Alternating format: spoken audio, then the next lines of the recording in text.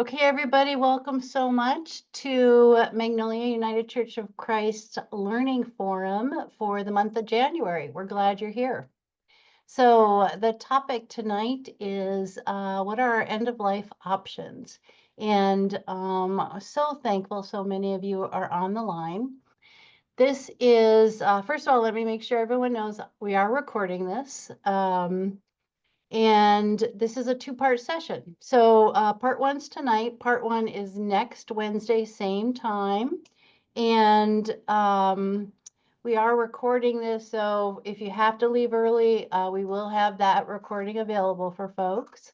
And we're going to try to go 1 hour at the most. So we're going to commit to getting you out of here at 8 o'clock tonight.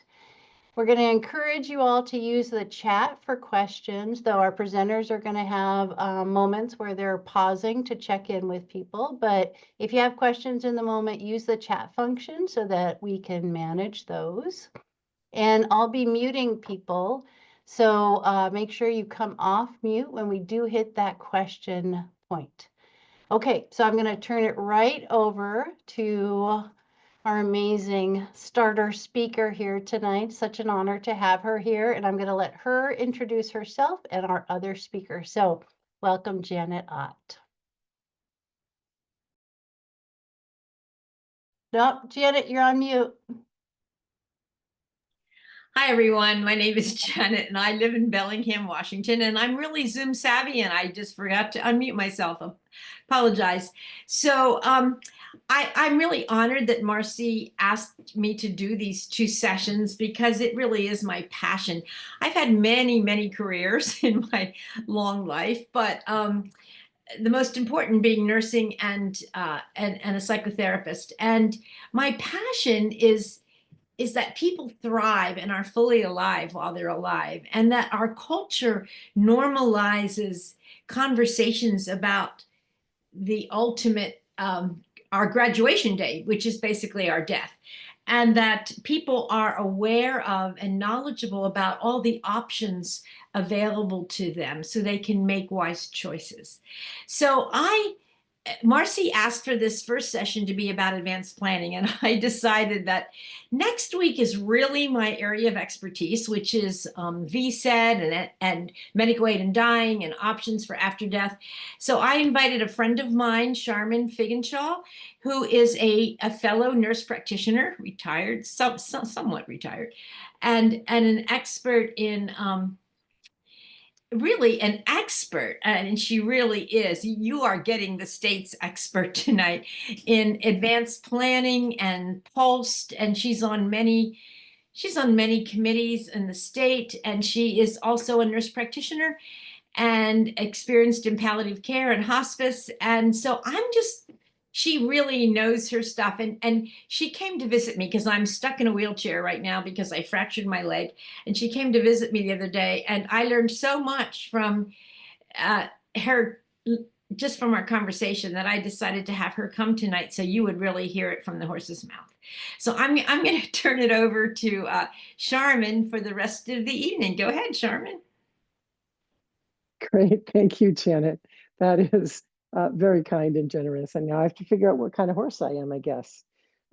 So I'm thrilled to be here, thrilled to have connected with Janet. It has been a while since we had, and we just fell right into just realizing that we share this passion for wanting people to have information and ways to talk about things that traditionally in our culture have been held as not fun to talk about, maybe hard even to talk about. But any of us who've been through a situation with a loved one who's been seriously ill, who couldn't speak for themselves, maybe we had to get in those family meetings, talk with the docs about what's going to happen.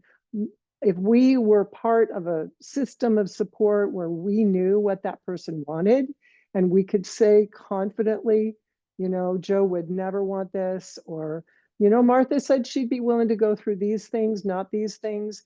We know what comfort that is. As a nurse practitioner who's focused in palliative care, I can tell you night and day difference between families who've had these conversations and those that have not. And the struggle and the turmoil and the confusion and the upset that comes with really not knowing what would that person want?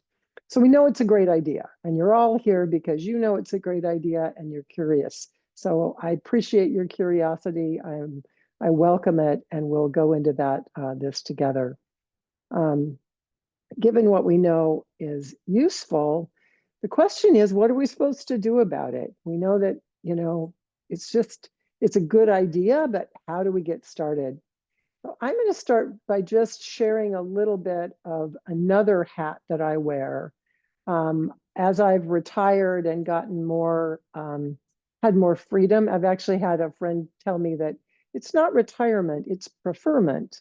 It's where now you get to decide what you're going to do and what you aren't. And I met the wonderful people at Worry Free Wednesdays. We all agree it's kind of an odd name, but the founder of this group, I've credited her here because she created most of these slides, Wendy Norman. Very smart, very capable, very organized. This is the best organized place that's left in our state for where to get resources. So I'm going to be leaning into that, just kind of self-disclosure. I work with them, worked being the work in quotes, because there's no pay. We will take donations and kind of split up the pennies between us to cover mileage and things like that. But mostly this is a work of a labor of love, and really, hopefully you'll see the benefits to you. You'll have, I think Marcy is planning to put the link to the website in the chat. This would be a great time to do that. And I'm just going to, as I get started, if you've got another screen or a way to go to that, I'm going to direct you to a couple of things right now.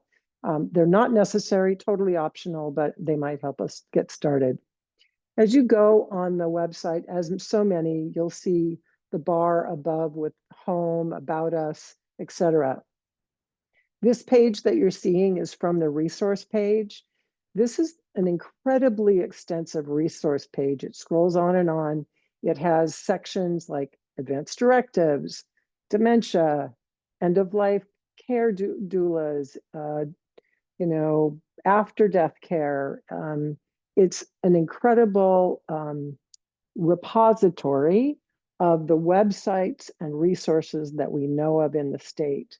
When Wendy hears about something, she vets it, she looks at it. Is it useful? If it is, it goes on here. And so we don't care how long this page is, because it's really meant to be that repository. And I'll get to some of the specific resources here, but just know it's here. There's one of the headings at the top of the page, if any of you have gone there now, is called Checklist and Packet. So the next page I'm going to show you is from that checklist.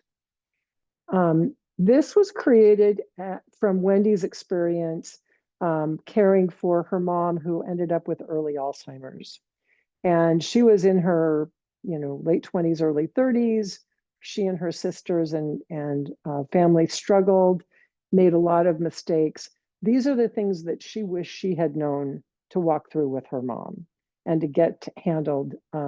So this has become our sort of end of life planning checklist. I hope all of you will download this, print it off, and use this as your worksheet. I'm hoping by the end of our session here, you'll have picked out one or two things on this list that you want to do that you can move you forward in your end of life planning. So what are some of these steps? Well, we see the very first one says complete an end of life values worksheet. So what is that? This is any kind of worksheet that's going to help you ponder the very difficult things which most of us don't want to think about. But put in a way that we get to say positively what our values are. How important it is to me to stay true to my values, spiritual beliefs, and traditions. And so you get to rate that on a scale from very low to very high. How important it is to me to preserve quality of life. Now, if I were filling this out, I would fill that line with all the things that I think make quality of life for me. Being able to walk outside, being able to play with my grandchild, So all of these lists are going to be pointing to a way to think about and name for yourself bring forward in your thinking and in your awareness what really makes for a meaningful life for you. Being able to age in place, or is that not so important to you? You'd be fine being in a care facility. Might be nice to be around other people. So things like that are going to be here. I'm going to show you one more resource, which I really like. You're going to see this website a couple of times, the Conversation Project, in my speaking. They specifically have on their first page a list, again, of resources. More of them are kind of nationally. But this What Matters to Me workshop was a project between, well, some of you may know the name Atul Gawande. He wrote the book Being Mortal. His project is called Ariadne Labs. They coordinated with the Conversation Project and the National Institutes of Health, or Institute for Healthcare Improvement, I should say, to create this What Matters to Me workbook. It's the same idea, but maybe for some people, they might find it more approachable. So again, any way that you can find to stimulate your own thinking so that you know how you feel. For some people, that happens best if they talk about it with other people. Some of the resources that you'll see as you look at the Worry Free Wednesday site are links to local, and when I say local, I'm going to say King County, because that's where her work mostly is, death cafes, or other talks that she and her team, sometimes including me, will give talks at the Seattle Library town halls and whatnot. So you'll see those resources there. There are actually, I'll mention one that I know of, which is created as a card game called the Death Deck. And it's these provocative questions. It's the kind of thing that if you do start thinking and you've got a group that wants to talk about it amongst yourselves, it'll have some kind of fun questions as well as the more serious ones for initiating. So again, just this idea of normalizing what it feels like to talk about what's important and what matters, and to start to get ourselves steeped in the comfort of being able to talk about it. So then what's next? Well, we will move on at some point and want to complete that advanced directive. We're going to look a little bit at I want you to be able to find the documents and make some choices about what documents you use, but we're going to take just a step back right now and say, what is an advanced directive? I'm going to say this again later, but the word advance does not mean that it's advanced and higher. It means that it's looking forward. It's an advance by thinking about the unthinkable, the unknowable, the unpredictable, things that we don't actually ever want to have happen, right? But they might. We just hope it's way in the future, right? So we're not thinking about the diagnosis we just got. We're thinking about what if. So two things are necessary if the thing you wish wouldn't happen has happened. One is when you come in and you're in medical care and you can't speak for yourself, the number one thing that your medical team wants to know is, who do you trust to make decisions for you? So you're going to want to look for that person who will serve as the official name is, actually the name of the document that's going to name this person is called the Durable Power of Attorney for Healthcare. The person is known as your healthcare agent, your designated agent, your proxy, your surrogate. There are lots of ways, your healthcare representative. But basically, this is the person you're going to choose to communicate for you when you can't. There are a couple of important things about this person. There's the legal things, like they need to be over 18. They can't be your healthcare provider unless that person is also your relative. But there are some qualities that you want to think about when you're choosing this person. Are they someone that you can share your intimate feelings with? Can you really let them know who you are and what kinds of things would be important to you? Are they somebody who's emotionally kind of robust and stable enough to kind of keep their cool when things are not going well, when intense emotions are happening, when hard information is being discussed? Can they keep their cool? Can they be somebody who can really hold a line and make decisions? Are they going to keep your best interest and what you've told them at the center and not let their own wishes and needs for you take over? I have a friend who does this work a lot because many people think, well, it's going to be my husband, of course, or my eldest child, or whatever, of course. And she says that she and her husband have talked about it, and he said, no, no, no. If you're really sick, I am not going to be able to decide anything other than do everything, save her life, please, whatever. So she's picked her best friend to speak for her. So that's just an example of the thinking that you want to go through. Washington State, and I was going to put the hierarchy list in here. I totally forgot to do that. Does have an automatic list that tells us who to go to if no one has been named. But sometimes it's not the person that you would want for us to go to. So that's why it's important to think about it, really give it some careful thought. If it is the person that would normally be it, like your spouse, great. It's still good to have it named. I have certainly named my spouse in mind, but I've also listed my kids as secondary and left some really important instructions about how I want them to support each other. I'm going to share with you a couple of resources for helping. Now you've got this person chosen, or at least you know who you want. The first thing then is, the next thing is to ask them, are they willing? Are they available? And then start to have those conversations. A couple of places where you can look for help on this Conversation Project website that I mentioned before. You'll see, if you go to the Get Started link or tab, you'll see these conversation starter guides. It has several of them here because they are written in a few languages. So that's helpful too. Another resources, I'm going back to the Worry Free Wednesday site. We, Wendy and her team, we do a workshop just on how to fill out your advance directives with your healthcare power of attorney so that they really understand what you mean and how to have those conversations so you're fully understood. Okay. Any questions about that right now? Are you seeing anything in the chat, Janet, that we need to address? Nope. No, there's nothing in the chat. Okay, awesome. I don't see it either. Okay. So moving on, part 2 of the advance directive, what's called an advance directive, is what's called your healthcare directive, or otherwise known as your living will, or a healthcare directive to physicians is another word for it. Sometimes at the top of the page, it'll say that.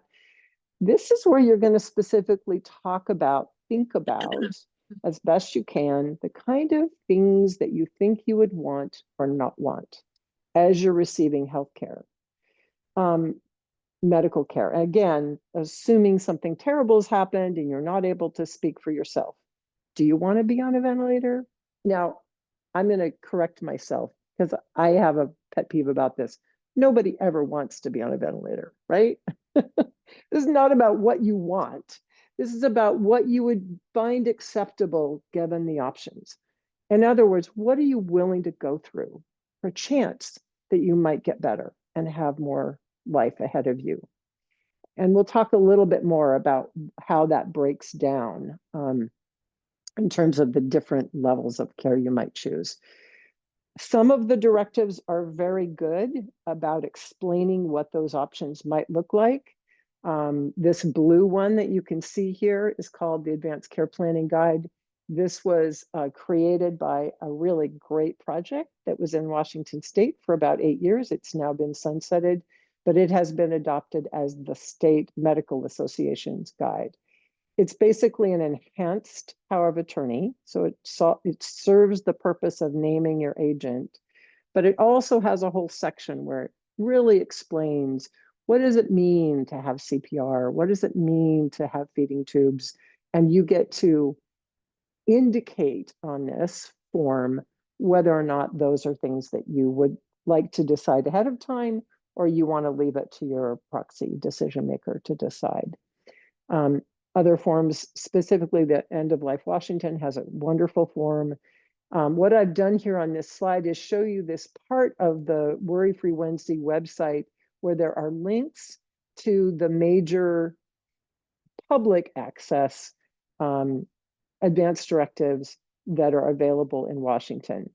You'll notice the top 4 of them are all from Washington Law Help.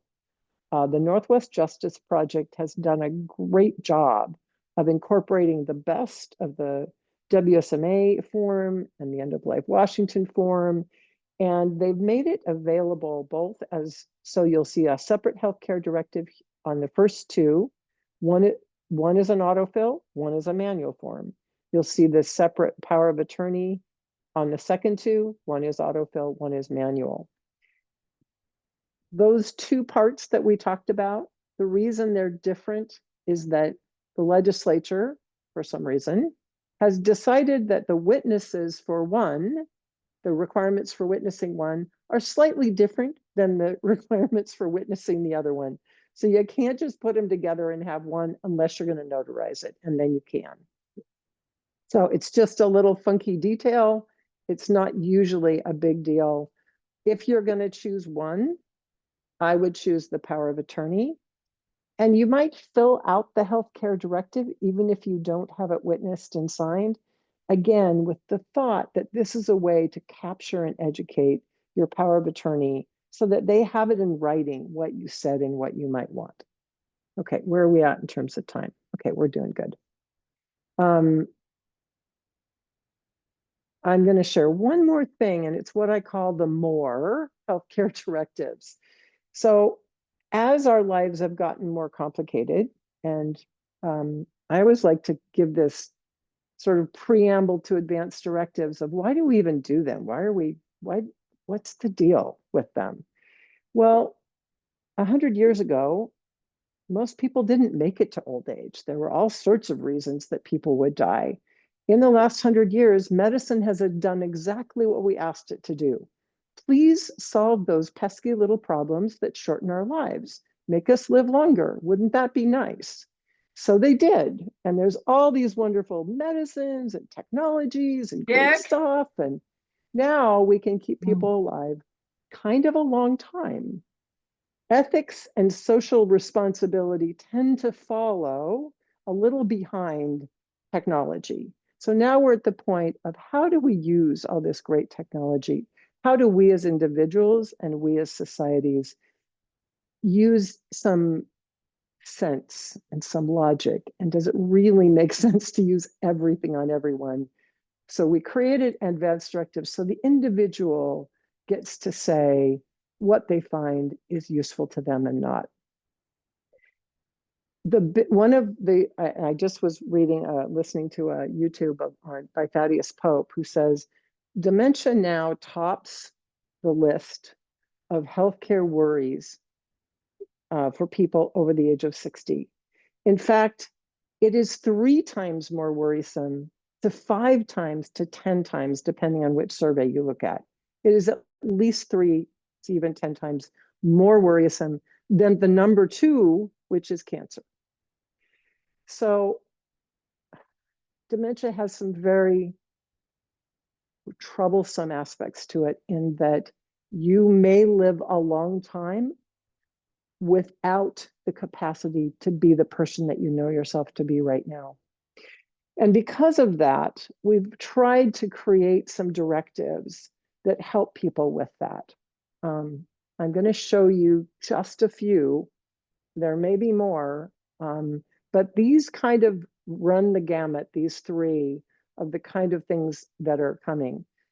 Actually, in the webinar that I saw, it was proposed that by 2026, we will have even better advanced directives that really address dementia. Right now, these are the beginning steps of that. So I'm going to just go through these one by one. On the End of Life Washington site, and you'll hear more about that site and their resources from Janet next week, you'll find a Living with Dementia Mental Health Directive.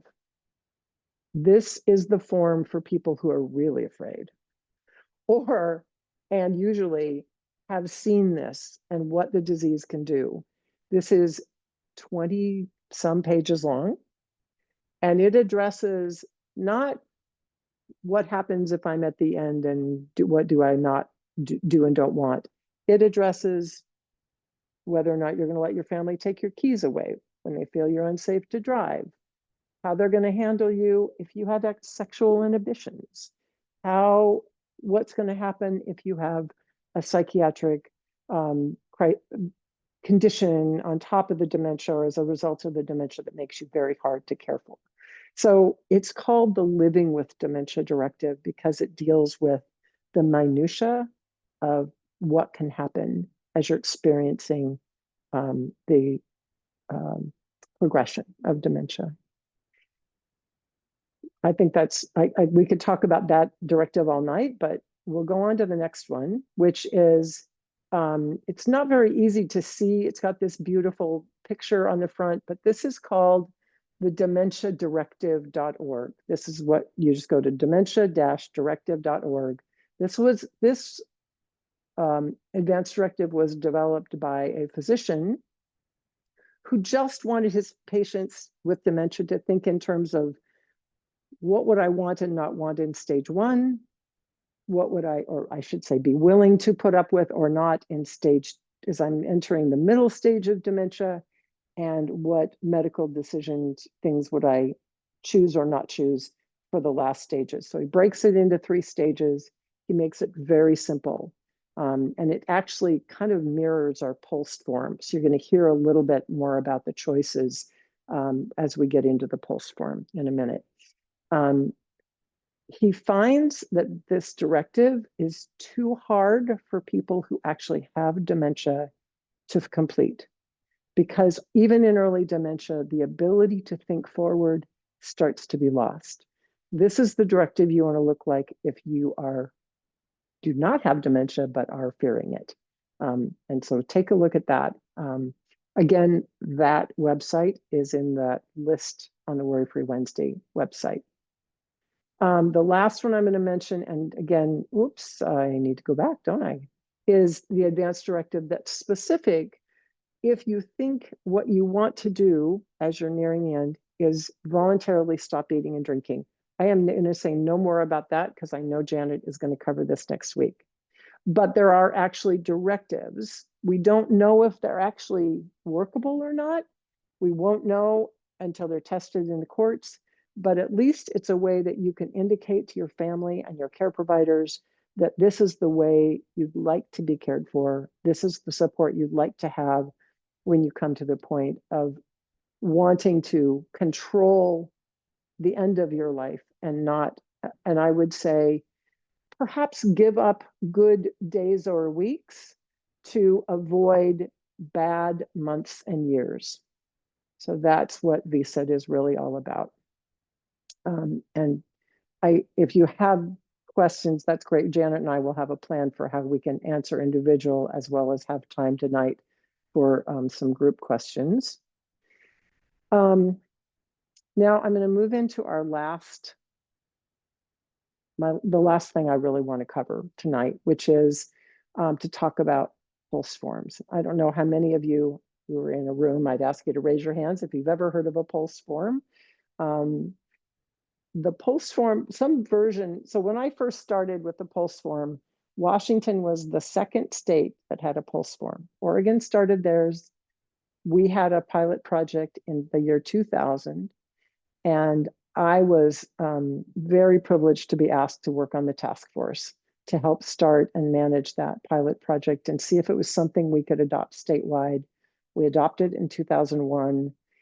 Since then, nearly every state has some version of this form. So remember how I said advanced directives have to do with thinking in advance about things that are unknown, unpredictable, not expected? A POLST is not an advance directive because it is for people who don't have to think very far in the future, because they currently have a condition or a diagnosis where the bad thing that might happen is pretty predictable. It's not a complete unknown. They have heart disease. They are at high risk for that heart attack. They have lung disease. They're at a high risk for developing pneumonia that might put them on a ventilator. They have cancer that is progressive and maybe, in that phase of not knowing if they're going to be treated. But if they were to worsen, it would be a pretty good indicator that things are not going well. So dementia is another one, right? So people with dementia, this is one tool that people with dementia can have in their toolkit to make sure that if something else were to happen, like, I have many patients with dementia who are like, hey, if I'm lucky enough to have a heart attack and that's what takes me, I do not want anyone doing CPR on me, right? Because I already have a reason to know what kind of emergency care. The pulse form doesn't come, like the advance directive kind of comes out of the closet when you're in the hospital and people are deciding what to do about you. The pulse form is at your door. It is the thing that's going to tell the EMS, the emergency responders, very quickly and in very basic terms, the things that you would find acceptable and not. The middle section, you can kind of see the A here. I probably should have circled it. Just deals with the situation where you have no heartbeat, you're not breathing, you've actually died, and the EMS they are poised to come in and try to get you restarted. If there's any reason you would not want that to happen, putting no in that box is what's going to stop them. Now, the EMS are trained to see this green form and think this is a person who doesn't want something. So one of the biggest mistakes that we make in medicine is to give people pulse forms who do want full resuscitation and who do want full everything. If we have a pulse form that says yes to CPR and yes to all the interventions, that's a person that doesn't need a pulse form because the EMS is going to do that anyway, right? So even seeing the green form is going to take them a couple of seconds to get and see that they're not stopping something. So if that's what you want, you don't need a pulse form. But if there's any reason that you do not want to have, especially if you don't want CPR, go to your doctor, go to your healthcare provider, go to your nurse practitioner, and have this conversation. The other way that this is not an advance directive is that it's not a legal thing. It's a medical order. It's only valid when your medical provider signs it. Doctor of medicine or doctor of osteopathy, a nurse practitioner, or a physician's assistant. You also sign it. This is our way in Washington of making sure that you, just like you would sign a form for surgery, that you really understand the choices that you're making. Janet and I, in our conversation, talked a little bit about the second section, section B. So section B means that you don't meet the criteria for section A. In other words, you haven't died, you're alive, but you're struggling and you probably can't speak. You probably are, you've either, succumbed to not being able to breathe well. Maybe you've had a stroke and you can't breathe, you can't speak. Something has happened such that you're so sick that you're not speaking for yourself.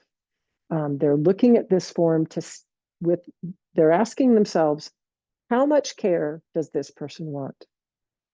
The first choice in section B basically says to them, if I'm alive, do everything you can to keep me alive. Now, you can choose that and still in the upper section say, but if my heart stops, don't try to bring me back, right? So it's fine to be DNR or don't resuscitate me in the first form, and yet full treatment. Do everything you can to keep me alive as long as I'm alive. I call this about, this is the location method. where you think about where are you willing to go? If you're willing to get all the care we can offer you, you're willing to go to the ICU, you're willing to be on ventilators, you're going to choose full treatment in that section. If you're not willing to do the machines and the fancy stuff in the ICU, but you're okay going to the hospital, antibiotics, blood, monitor my heart, give me medicines, the things that happen on the hospital floor, that's the second option. That's called selective treatment. And you can be pretty selective about that. Like, yes to blood products or no, or yes to dialysis or no, or, you can sort of, but generally it's going to be the things that a doctor would order for you on a hospital floor. The third option is comfort. Now, what I see is a lot of people will choose full code and comfort, because who doesn't want to be comfortable, right? But comfort comes with every step. At every step, you're going to be kept as comfortable as they can while still meeting the goal of that step, whether to do everything to keep you alive, only do those things that are going to really, help you recover from what has gotten you in the hospital. When you march comfort-focused care, you're saying, I'm really not interested in care that's going to prolong my life or fix what's going on with me. I really, at this point, if I could, would stay home. Now, sometimes we have to hospitalize people to get them comfortable and set up the care so they can go home. But that's what the 3 choices on the pulse form are about. As Janet knows, I could talk all night about this. And I won't, because I know we want to leave time for questions. Have I missed anything big, Janet? Is there anything else that you'd want to say before we go to questions here? No. Okay. All right. I think we're there. I see Barbara has a question about pulse form and alternatives. Do you want to come off mute, Barbara, and ask your question? Yes, I'll come off mute and I'll actually show my face. Okay. Yeah, this actually goes back to you touched on the question of someone who has dementia and then dies of a heart attack, which is often a blessing. And that actually is what happened with my mother. Not in this state. I'm not familiar. I wasn't familiar with the term pulsed form until I came back to Washington. But I think that we did have something similar in Maryland. And we also had she had a bracelet. So that, which is basically DNR, which is, so I just wanted to ask is that a good thing to have in addition to the thing that's on your refrigerator or your door or whatever? Because if you collapse like out in public, you may or may not have. Absolutely. Yeah. Okay. Yeah, absolutely. And in fact, I'm going to give credit to my amazing friend, Dr. Jim Demain, who is a retired pulmonologist. He's in his 80s. He has organized so much around the idea of having certified medical jewelry. In other words, you send your pulse form in, the jewelry company makes up the jewelry, and it represents the order so that it can actually be followed as an order. Now, you, Barbara, any of us can order jewelry right now that says, I have a pulse form, I'm DNR, but until we certify it in that way, the EMS has to go, yeah, well, I better find the pulse form to know that there's actually a signed order. But once we can certify that jewelry, it says on it, certified, then we know that that jewelry represents an actual order and it can be followed when you're at Fred Meyer or on the golf course or wherever. She actually died in the group home where she was living, but it was something that we got for her quite a while because she died at 89, thank God. Because So we're hoping that our legislature, we actually had a piece of legislation, it did not pass last year. And we're sad about that. We're going to introduce it again. That will introduce both establish a registry and hopefully get us the medical certified jewelry. I don't know, but if you see anything about it and you want to write a letter to your legislator, please write letters and say, I am all for medically certified jewelry.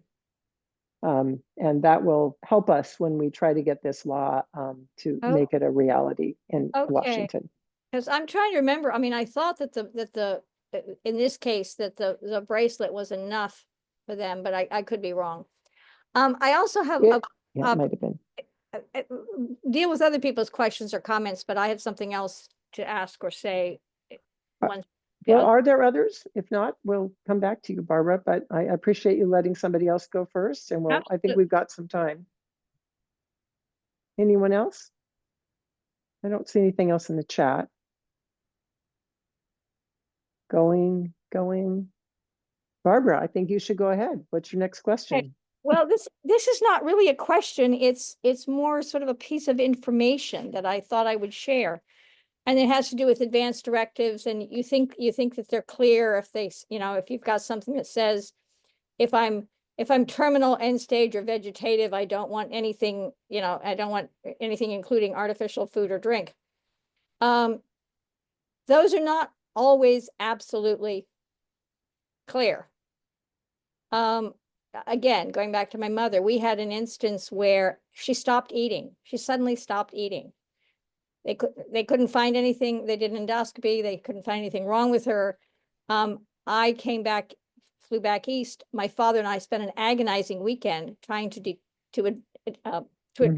interpret the advanced directive, because he was getting, half of the doctors were saying it would be a crime to put a feeding tube in because she had dementia.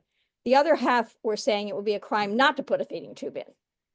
Yeah. We finally decided to put the feeding tube in. She came roaring back physically, not mentally, Okay. physically. And so I just wanted to, to mention that in terms of talking with your people that are going to make it's not always as cut and dried as you perhaps think it is. Oh, it rarely is, Barbara. Actually, that's why advanced directives got to get a bad name, or at least the healthcare directive part of it, because so many times they're tossed aside.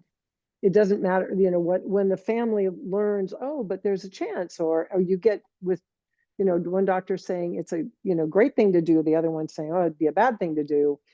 And then the family's left kind of trying to hold that both, and this advanced directive that just kind of has check marks on it for yes or no. And there's not very much complexity. If we were to write out, a totally complex advanced directive, it'd be a book and nobody would ever read it. So I also liken it to when you make a birth plan, and you want it like you envision it going a certain way.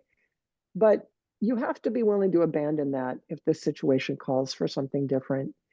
I think, unfortunately, sometimes the only true test of whether or not the choice was a good one is hindsight.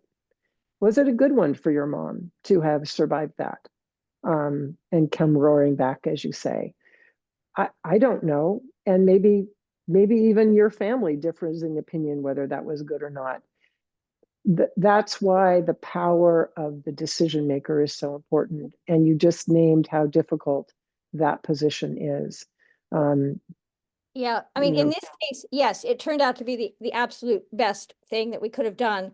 But thank God she died of the heart attack, because Dad and I were beginning to fear that we would have to face the same decision and make the opposite decision. Yeah. But actually, I have a cousin who is a retired cardiologist, a doctor, and he gave the piece of information that I think that made my dad decide, or helped us decide, and that was, put the feeding tube in, just make sure you don't lose control, meaning that if you decide you want to take it out, that you're going to be allowed to do that. Yeah, exactly. Yeah. That's beautiful. That's beautiful. Thank you. Thank you for letting me share that. I hope it's useful to. I think it's useful for everyone to have heard that. Thank you for your story, Barbara. It's beautiful. Yeah. Yeah. A lot of times when these events happen, the questions that people have are so personal that it feels like either, you don't want to share it because you don't want to, sort of usurp or whatever. What I will say is that on this same website, again, because of Wendy's vision, there is there are like 5 of us who help Wendy with this project. There is a place in the contact here where you can sign up for a one-on-one session after looking at the website and deciding for yourself if this is the kind of help you might want. They're free 30-minute sessions. It's not all the help you need, perhaps, but maybe it's enough to take the next step. And the other thing I will leave you with is, what are your next steps? You know, are you someone who's had an advance directive for years and you felt really confident, but maybe if you think about it, you haven't really looked at it? And I would say everyone under the age of 60 should be reviewing their advance directives every decade. Over the age of 60, we should probably be doing it every 3 to 5 years. And really over the age of 80, probably every year. So if, you know, that might be your next step. Do you want to rethink who your power of attorney is? Do you want to schedule a time to talk with them? Do you want to download a new values sheet and see if that value sheet brings you to something different than you might have chosen before? So I would say each of you just write down 1 or 2 things that you might hope to do in the next week to 3 weeks. Circle them on that check sheet if you've downloaded that, and pick one that you're going to try to do between now and when we meet again. And just give everyone the invitation to really get started and have one action that you feel you can complete. Can I just bring people's attention? I just posted 2 more links in the chat that Janet had also provided. So there's a total of 3 links in the chat. If you are on the Magnolia mailing MailChimp list, those will come out.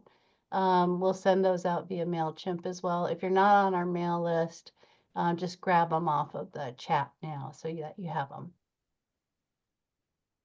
And I will put also info at Worry Free Wednesdays in here if there are any questions, or see if I can spell Wednesdays properly. And of course, the website is by the same name.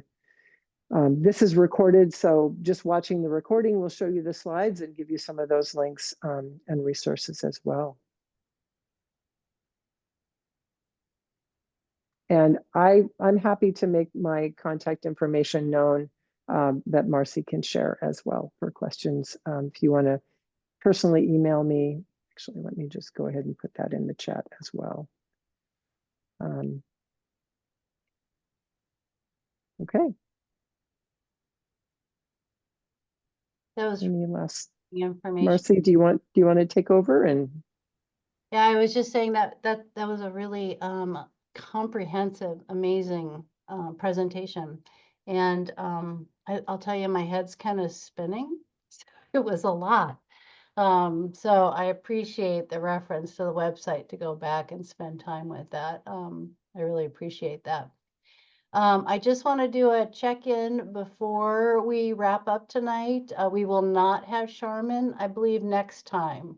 So this would be the last opportunity to get access to her in person tonight. You do have her email, as well as the website and the info access there. So just pause for a second and make sure nobody has any final questions for Charmin, given how much she has to offer.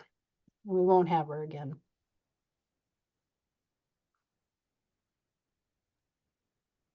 Okay, then I think, Janet, would you mind just doing a really brief overview of what you're going to cover next week for folks? Sure. So what I'm going to focus on next week is the law we have in Washington State, and there's only 10 states in the country that have this law, plus DC, of medical aid in dying, and what that entails and the process to go through and who's eligible, etc.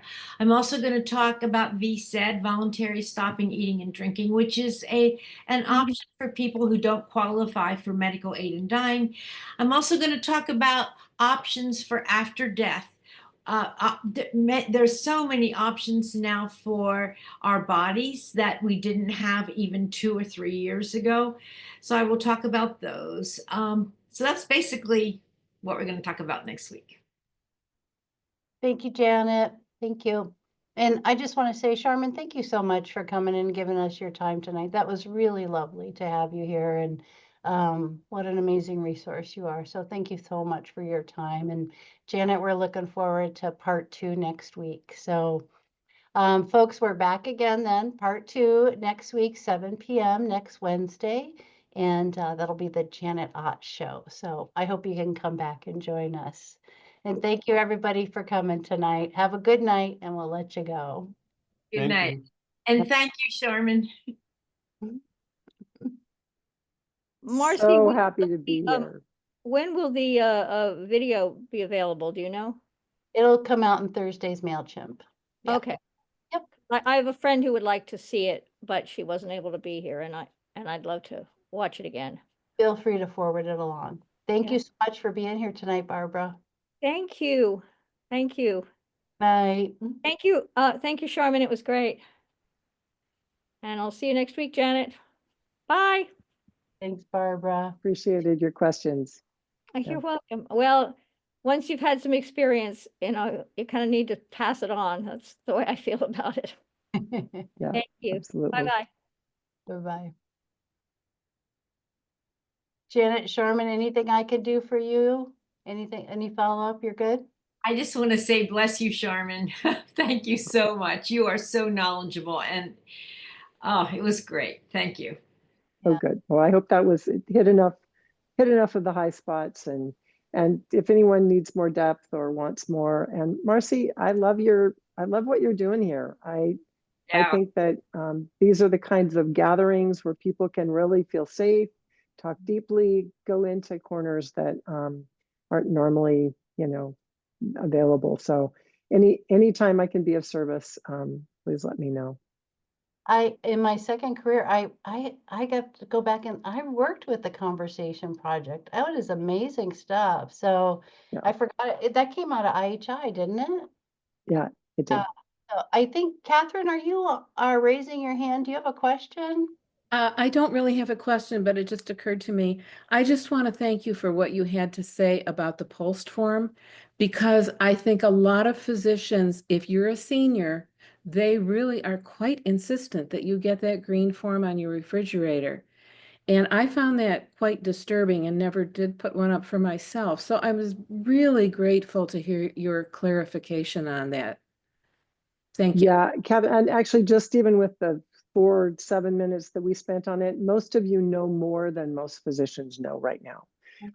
So it's one of my goals in life is to try to educate our clinicians so we know what it's for and what it's not. But thank you for saying that. And I hope Thank you again. if you have, I get emails all the time from people where they're having that struggle with their doctor. I'm happy to reach out to clinicians and send them our toolkit and send them our information so that they can be better informed as well. Okay, good. Thank you. Yeah, you bet. Okay, Janet, Sharman, right. thank you so much. I'm going to go. Okay. Good night. So great to be here. Take care. Bye, Marcy, Janet. bye, Sharman. Marcy, thank you so much for making this a priority for your church. It's so important, and so few people do it. So thank you. I'm very appreciative of you. Looking forward to next week. We'll see you then, okay?